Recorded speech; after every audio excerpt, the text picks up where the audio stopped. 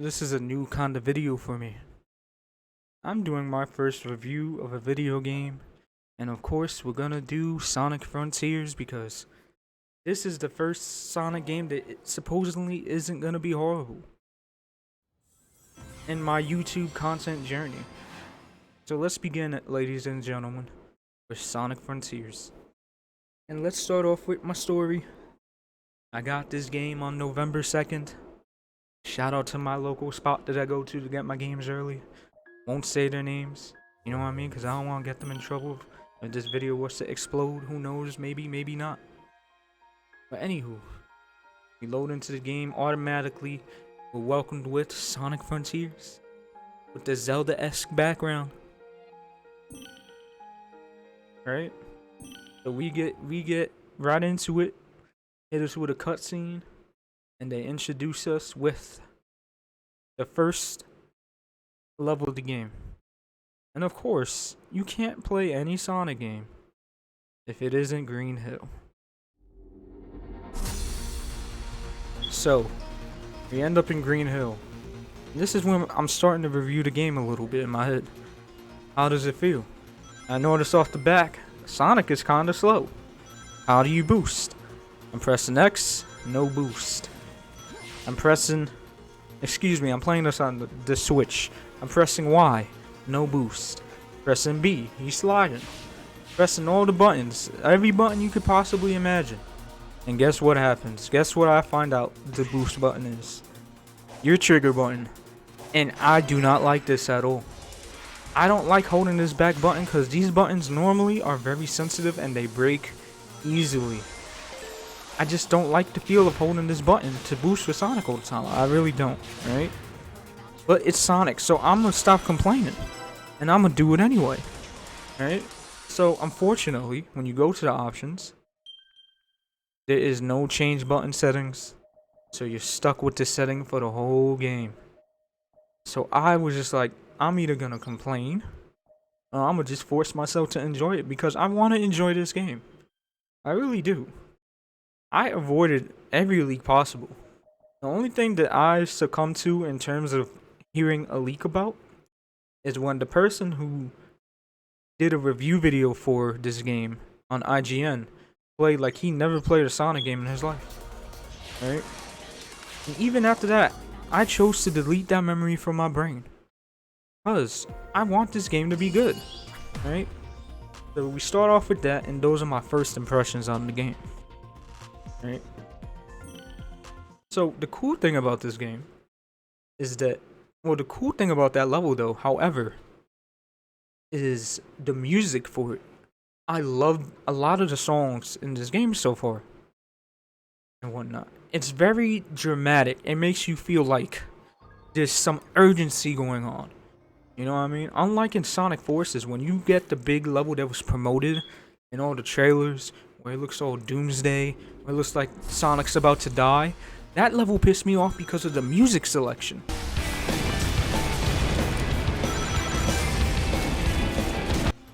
You can't have a doom and gloom level and have some happy, cheery music. That's just my opinion, but I feel like that shit should be fact.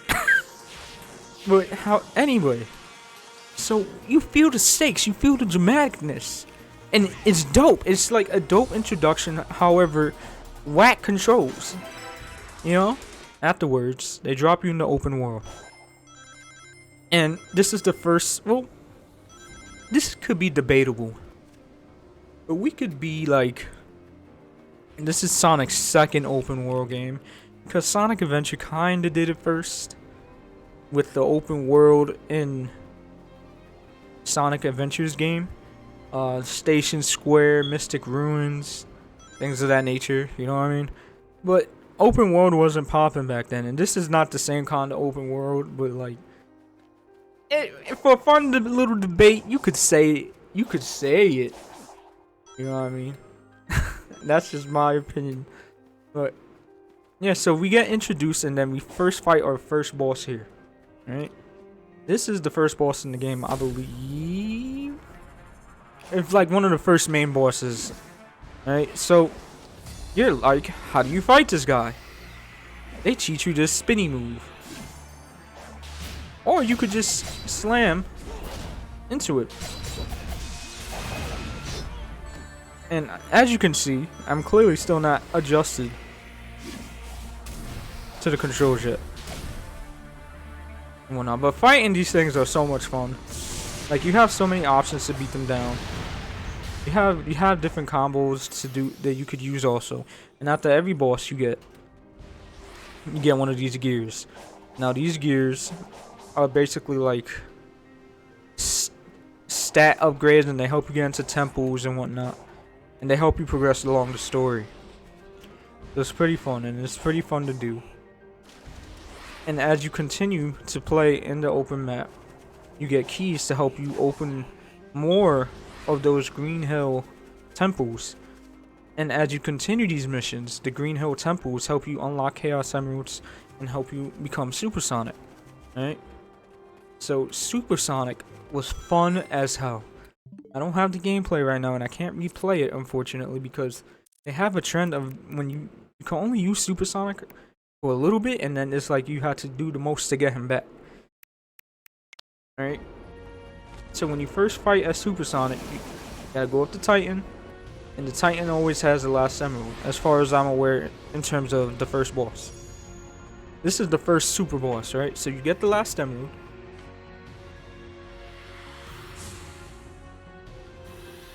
And then boom. And this is the first Supersonic level that I was like, yo, this is fire. Like, yeah, all the old Supersonic levels is fire, you know what I mean? But like, this, you felt it in the fight. Like, look at this shit. He got his Goku vibes going on right now, you know what I mean? The mixture of the music, the mixture of if I would be a better RPG player to have better stats in terms of hitting him, and the mixture of the graphics, like, this shit is so cool. It was so awesome to experience that in only the beginning of the game. I'm so thankful that this wasn't like the final boss and whatnot. I'm so thankful that it appears that they're gonna keep letting us use Supersonic. But I don't know. I don't wanna be the guy to be like, this is gonna be this when it's not. So, but that's just my theory so far. Because remember, this review isn't finalized. This is a just so far review. One more thing I want to touch on is Amy. Amy was written so differently compared to every other Sonic game. In every other Sonic game, Amy is a nuisance. Amy is annoying. It's like, why is she there? But this game, Amy has a Boma kind of feel.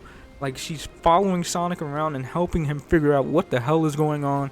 What's going on with the creatures of the past in this planet. What is the deal, you know? And it's like so good. It's really good writing for Amy. Sonic actually embraces her for a change and doesn't make her feel like she's just the annoying character of the story. And I love it. I love it so much. I'm on the second island right now currently, and we just gotten into Knuckles, and things have been getting crazy with Knuckles. But I'm not gonna speak on that now because I just begun, and I would speak on everything in my final review. I wanted to. The new enemy is kind of like just confused. And that's all I really got to say on her, because I don't really know much about her. She just wants to kill Sonic. And she's working with Eggman for whatever reason. I have a theory though. I think she's Infinite's sister or cousin or something, because they got similar vibes. And that's just how I feel, in my opinion. I don't know. But let me know what you think, because she has a weird vibe around her. And it's like she's just hellbent on creating hell for Sonic for no reason. So one thing, I picked this game up on Nintendo Switch and PS4, waiting for the PS5 upgrade, but it's gonna happen. Today should be the day where it happens, because it officially comes out today, right? And I don't know if I'm bugging, but for some reason, some games on the OLED Switch look better handheld than on the dock. I feel like this is one of those games that suffer from that, because on the dock, the game looks kind of like dull. But on handheld, it's like mad vibrant. It's so weird. Like, there's a couple of games that are like that on this Nintendo Switch, in my opinion. Like, also at night, when it's like nighttime, I feel like that's when this game suffers the most in terms of graphically. Because even on the OLED, it kind of is a little hard to see at nighttime on this game. Like, and there's no, as far as I've seen, there's no brightness options.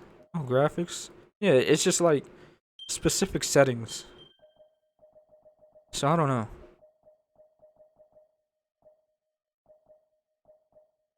But yeah, these are my thoughts so far.